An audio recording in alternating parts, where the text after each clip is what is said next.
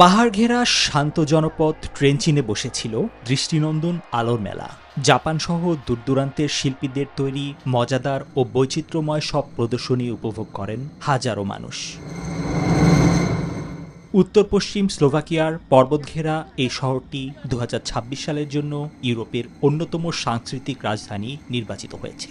আয়োজকদের লক্ষ্য ছিল আলো ও শব্দের মাধ্যমে সমসাময়িক শিল্পকে সাধারণ মানুষের কাছে সহজলভ্য করে তোলা এবং শহরের সাথে তাদের সংযোগ নতুন করে স্থাপন করা।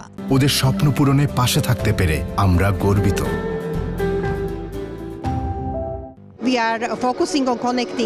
আমরা মূলত শব্দ ও আলোর এক অনন্য মেলবন্ধন তৈরির চেষ্টা করেছি, কারণ মানুষের সমসাময়িক এই শিল্পকে খুব সহজেই গ্রহণ করতে পারে।